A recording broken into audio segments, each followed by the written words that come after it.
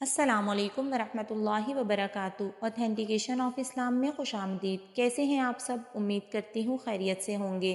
آج کا میرا ٹاپک جھوٹ بولنے کے حوالے سے ہے، یعنی کس طرح جھوٹ ہماری زندگیوں میں شامل ہو گیا ہے اور جس کو ہم جھوٹ نہیں سمجھتے، اور جھوٹ بولنے کی وجہ سے اللہ کے ارشاد کے لعنت اللہ علی الکاذبین کے جھوٹوں پر لعنت ہو، اس ارشاد میں نعوذ باللہ ہم داخل ہو جاتے ہیں۔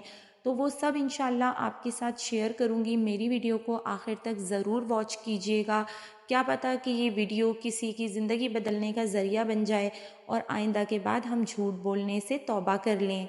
تو چلیے اپنی ویڈیو کو سٹارٹ کرتے ہیں۔ اگر آپ میرے چینل پر نیو ہیں تو میرے چینل کو سبسکرائب کر دیجیے اور میری ویڈیوز کو لائک اینڈ شیئر کر کے صدقہ جاریہ میں اپنا حصہ ڈال دیجیے۔ نحمدہ ونصلی علی رسولہ الکریم، فاعوذ باللہ من الشیطان الرجیم، بسم اللہ الرحمن الرحیم۔ زبان سے سب سے زیادہ جو گناہ کیا جاتا ہے وہ ہے جھوٹ بولنا اور جھوٹی گواہی دینا۔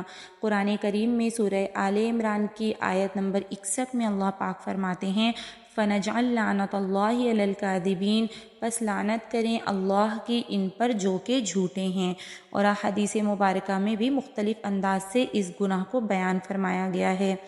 ایک حدیث میں ہے کہ جب آدمی جھوٹ بولتا ہے تو اس کلمے کی بدبو کی وجہ سے جو اس نے بولا ہے، رحمت کا فرشتہ اس سے 1 میل دور چلا جاتا ہے۔ رسول اکرم صلی اللہ علیہ وسلم نے سچائی کو اختیار کرنے اور جھوٹ سے بچنے کی تاکید فرمائی ہے۔ حضرت عبداللہ بن مسعود رضی اللہ تعالی عنہما نقل کرتے ہیں کہ آپ صلی اللہ علیہ وسلم نے ارشاد فرمایا، سچ کو اختیار کرو، اس لیے کہ سچ بولنا نیکی کی طرف لے جاتا ہے اور نیکی جنت تک پہنچا دیتی ہے، اور آدمی برابر سچ بولتا رہتا ہے اور سچ کی تلاش میں رہتا ہے، یہاں تک کہ اللہ کے نزدیک اس کا نام صدیقین میں یعنی سچوں میں لکھ دیا جاتا ہے۔ اور جھوٹ سے بچتے رہو، اس لیے کہ جھوٹ فسق و فجور کی طرف لے جاتا ہے اور فسق و فجور جہنم تک پہنچا دیتا ہے، اور آدمی برابر جھوٹ بولتا رہتا ہے اور جھوٹ کو تلاش کرتا رہتا ہے، یہاں تک کہ اللہ کے یہاں اس کا نام جھوٹوں میں لکھ دیا جاتا ہے۔ ایک مرتبہ آپ صلی اللہ علیہ وسلم نے خواب میں دیکھا کہ 2 فرشتے آپ کو آسمان پر لے گئے۔ وہاں اپنے 2 آدمیوں کو دیکھا، ایک کھڑا ہوتا ہے اور دوسرا بیٹھا ہے۔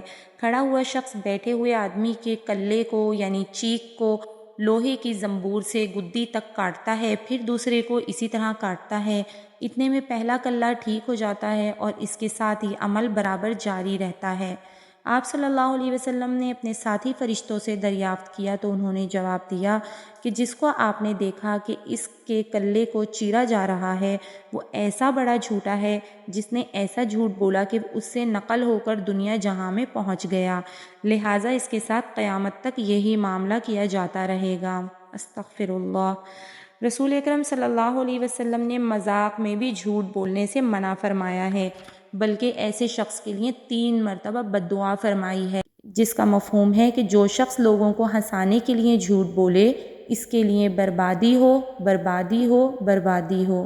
ہمارے یہاں لوگوں کو ہنسانے کے لیے جوکس تیار کیے جاتے ہیں، اور رہی صحیح کثر ہماری سوشل میڈیا پلیٹ فارم پہ اور ٹی وی چینلز پر دکھائے جانے والے کامیڈی شوز نے پوری کر دی ہے، جس میں لوگوں کے بارے میں پتہ نہیں کیا کیا باتیں بولی جاتی ہیں، جھوٹی سچی، بس ان کا مقصد یہ ہوتا ہے کہ لوگ ہنسیں، اور کہنے والے کو بیچارے کو اتنی بھی خبر نہیں ہوتی کہ وہ آپ صلی اللہ علیہ وسلم کی بد دعا میں آ رہے ہیں، یعنی آپ صلی اللہ علیہ وسلم نے ایسے شخص کے بارے میں فرما دیا کہ اس کے لیے بربادی ہو۔ تو اللہ سے دعا ہے کہ اللہ پاک وہ اپنے اس برے فعل سے باز آ جائیں۔ حدیث میں حضرت صلی اللہ علیہ وسلم نے سچ کو جنت کی ضمانت قرار دیتے ہوئے ارشاد فرمایا کہ تم مجھ سے اپنی طرف سے 6 باتوں کی گارنٹی لے لو، میں تمہارے لیے جنت کی ضمانت لیتا ہوں۔ نمبر 1، جب بات کرو تو سچ بولو۔ نمبر 2، جب وعدہ کرو تو اسے پورا کرو۔ نمبر 3، اپنی امانت کو ادا کرو۔ نمبر 4، اپنی شرمگاہوں کی حفاظت کرو۔ نمبر 5، اپنی نگاہیں نیچی رکھو۔ نمبر 6، اور اپنے ہاتھوں کو ظلم سے روکے رکھو۔ جھوٹ بولنے کو منافق کی خاص علامتوں میں شمار کیا گیا ہے۔ ایک حدیث میں آتا ہے کہ منافق کی 3 نشانیاں ہیں۔ نمبر 1، جب بات کرے تو جھوٹ بولے، جب وعدہ کرے تو اس کے خلاف کرے، اور جب اسے امین بنایا جائے تو اس میں خیانت کرے۔ حضرت صلی اللہ علیہ وسلم نے سچ بولنے کو ان اعمال میں شمار فرمایا ہے جو خدا اور رسول کی محبت کی نشانی ہیں۔ آپ صلی اللہ علیہ وسلم نے ارشاد فرمایا کہ جس شخص کو یہ بات پسند ہو کہ وہ اللہ اور اس کے رسول سے محبت کریں اور اللہ اور اس کا رسول بھی اس سے محبت کرے تو وہ جب بولے سچ بولے۔ اسی طرح جھوٹ سے بچنے پر حضرت صلی اللہ علیہ وسلم نے جنت کی ضمانت لی ہے۔ کتنی بڑی بات ہے کہ آپ صلی اللہ علیہ وسلم نے ایک جگہ تو کہا کہ سچ بولنے کو خدا اور رسول کی نشانی، محبت کی نشانی بتایا، اور دوسری جگہ جھوٹ سے بچنے پر حضرت صلی اللہ علیہ وسلم جنت کی ضمانت لے رہے ہیں کہ میں اس شخص کے لیے بیچ جنت میں گھر کی کفالت لیتا ہوں جو جھوٹ کو چھوڑ دے اگرچہ مذاق میں ہی کیوں نہ ہو۔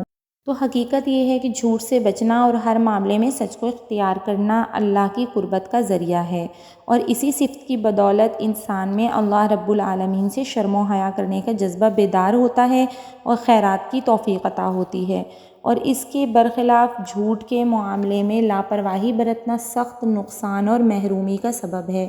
جھوٹ سے وقتی طور پر تو کوئی دنیاوی فائدہ اٹھایا جا سکتا ہے، لیکن انجام کے اعتبار سے وہ نجات کا ذریعہ نہیں بن سکتا، اور سچ بول کر ہو سکتا ہے کہ وقتی کچھ نقصان محسوس ہو، لیکن اس کا نتیجہ آخر میں ہمیشہ اچھا اور مفید ہی ہوتا ہے۔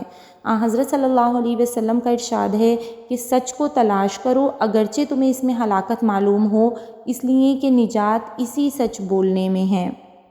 جھوٹے آدمی کا اعتماد لوگوں میں مجروح ہو جاتا ہے اور لوگ اسے اچھی نگاہ سے نہیں دیکھتے۔ یہی وجہ ہے کہ حضرات صحابہ رضی اللہ تعالیٰ عنہم اجمعین فرماتے ہیں کہ حضرت صلی اللہ علیہ وسلم کو جھوٹ سے زیادہ کوئی صفت ناپسند نہیں تھی، اور حضرت عمر فاروق رضی اللہ تعالیٰ عنہ نے حضرت صلی اللہ علیہ وسلم کا یہ ارشاد نقل فرمایا ہے کہ کوئی شخص اس وقت تک کامل ایمان حاصل نہیں کر سکتا جب تک کہ مذاق میں جھوٹ بولنے اور جھگڑا کرنے سے باز نہ آ جائے، اگرچہ وہ حق پر ہی کیوں نہ ہو۔ ان ہدایات اور ارشادات کو سامنے رکھ کر ہمیں اپنا جائزہ لے لینا چاہیے کہ جھوٹ کا معاملہ کتنا نازک ہے۔ اس کا اندازہ اس واقعے سے ہوتا ہے کہ حضرت عبداللہ بن عامر رضی اللہ تعالیٰ عنہما فرماتے ہیں کہ حضرت صلی اللہ علیہ وسلم ہمارے مکان میں تشریف فرما تھے۔ میری والدہ نے میری جانب بند مٹھی کر کے کہا کہ یہاں آؤ، میں تمہیں کچھ دوں گی، جیسے مائیں بچے کو پاس بلانے کے لیے ایسا کرتی ہیں۔ حضرت صلی اللہ علیہ وسلم نے والدہ سے ارشاد فرمایا، تمہارا اسے کیا دینے کا ارادہ تھا؟ والدہ نے جواب دیا کہ میں اسے کھجور دینا چاہتی تھی۔ تو آپ نے ارشاد فرمایا کہ اگر تم اسے کھجور نہ دیتی تو تمہارے اعمال نامے میں ایک جھوٹ لکھ دیا جاتا۔ اس حدیث سے معلوم ہوا کہ بہت سی ایسی باتیں ہیں جنہیں ہمارے معاشرے میں جھوٹ ہی نہیں سمجھا جاتا۔ بچوں کو جھوٹی تسلیاں دی جاتی ہیں، جھوٹے وعدے کیے جاتے ہیں، اور انہیں پھر بھی جھوٹ نہیں سمجھا جاتا، حالانکہ ارشاد نبوی کے مطابق یہ بھی جھوٹ میں داخل ہے۔ اسی طرح ہنسانے کے لیے اور صرف تفریح کے لیے جھوٹ بولنے کو حلال سمجھا جاتا ہے، اسے کوئی عیب شمار نہیں کیا جاتا، جبکہ اس مقصد سے جھوٹ بولنا بھی سخت گناہ ہے۔ اسی طرح خرید و فروخت کے معاملے میں دل کھول کر جھوٹ بولا جاتا ہے، اور انہیں اس چیز کا احساس بھی نہیں ہوتا کہ اس مال کو بیچ کر ہم آخرت کی کتنی بڑی بربادی خرید رہے ہیں۔ ایسے ہی تاجروں کے بارے میں آپ صلی اللہ علیہ وسلم نے ارشاد فرمایا کہ اکثر تاجر قیامت کے دن فاجروں کی صف میں اٹھائے جائیں گے، مگر وہ تاجر جو اللہ سے ڈرے اور نیکی کرے اور سچ بولے۔ حضرت ابو ذر غفاری رضی اللہ تعالیٰ عنہ فرماتے ہیں کہ حضرت صلی اللہ علیہ وسلم نے ارشاد فرمایا کہ 3 آدمی ایسے ہیں جن کی طرف اللہ تعالیٰ رحمت کی نظر نہ فرمائے گا اور ان کو دردناک عذاب ہوگا۔ میں نے عرض کیا، یا رسول اللہ، ایسے بد نصیب لوگ کون ہوں گے؟ آپ صلی اللہ علیہ وسلم نے فرمایا، ایک وہ جو اپنے کپڑوں کو ٹخنے سے نیچے لٹکائے، دوسرے وہ جو صدقہ کر کے احسان جتائے، تیسرے وہ جو اپنے سامان کو جھوٹی قسم کے ذریعے فروخت کرے۔ یہاں پہ اپنی چیزیں اور اپنا مال بیچنے کے لیے تاجر کیا کیا باتیں بولتے ہیں، تو کچھ مثالیں آپ کے سامنے پیش کر رہی ہوں کہ سب سے پہلے تو اپنا جو کم درجے کا مال ہو اس کو اعلیٰ درجے کا بتاتے ہیں، قیمت کے بارے میں بھی بے دھڑک جھوٹ بول دیتے ہیں کہ اتنے روپے کا تو ہمیں بھی نہیں پڑا، تاکہ جو گاہک ہے وہ متاثر ہو اور ان سے زائد قیمت پر خرید لے۔ اگر گاہک کسی کمپنی کا سامان مانگے تو یہ نہیں کہتے کہ ہمارے پاس اس کمپنی کا مال نہیں ہے، دوسری جگہ سے لے لو، بلکہ یہ کہہ کر گاہک کو دھوکہ دیتے ہیں کہ تم جس کمپنی کا مال مانگ رہے ہو اس کا مال تو بازار میں آ ہی نہیں رہا، دوسری کمپنی کا خرید لو تاکہ اس کے یہاں رکھا ہوا مال بک جائے، اور پرانے مال پر نیا لیبل لگا دیتے ہیں۔ مال کی تعریف میں زمین آسمان ایک کر دیتے ہیں۔ جھوٹ بہرحال جھوٹ ہی ہے، وہ جس وقت بھی بولا جائے اس کا گناہ ہوگا، اس لیے خاص کر تجارت پیشہ حضرات کو اپنی زبانوں پر لگام دینے کی ضرورت ہے۔ وہ اگر اللہ پر بھروسہ کر کے سچائی اور دیانتداری کے ساتھ کمائی کریں گے تو اللہ تعالیٰ دنیا میں بے حساب برکت عطا فرمائیں گے، اور آخرت میں بھی ان کا حشر انبیاء، صدیقین، شہداء اور صالحین کے ساتھ ہوگا۔ اب جھوٹ کی ایک اور مثال جو ہمارے معاشرے میں بہت عام ہے، جھوٹی تعریف کرنا۔ جی ہاں، جھوٹی تعریف کرنا، چاہے وہ مالداروں کی ہو، بڑے بڑے عہدے داروں کی ہو، تو ان کی خوشامد کے لیے جو جھوٹی تعریفیں کی جاتی ہیں وہ بھی جھوٹ میں ہی شمار ہوتا ہے۔ آپ صلی اللہ علیہ وسلم کی حدیث ہے کہ جب فاسق شخص کی تعریف کی جاتی ہے تو اللہ رب العزت کو غصہ آتا ہے اور اس کی بنا پر عرش خداوندی حرکت میں آ جاتا ہے۔ مالداروں، عہدے داروں اور فاسق و فاجر لوگوں کی تعریف کرنے والے لوگ اس حدیث سے عبرت حاصل کریں اور سوچیں کہ وہ اپنی زبان کو اس گناہ میں مبتلا کر کے کس قدر بے حیائی کا ثبوت دے رہے ہیں۔ تو یہ کچھ مثالیں میں نے آپ کے سامنے پیش کی تھیں جو ہمارے یہاں پر جھوٹ بولنے میں استعمال کی جاتی ہیں، جھوٹ بولنے پر کیا کیا گناہ ہیں اور سچ بولنے پر کیا ثواب ہیں۔ تو انشاءاللہ اللہ سے امید کرتی ہوں کہ آپ کو ساری باتیں سمجھ میں آ گئی ہوں گی۔ اللہ پاک ہم سب کو کہنے سننے سے زیادہ عمل کی توفیق عطا فرمائے۔ آمین ثم آمین۔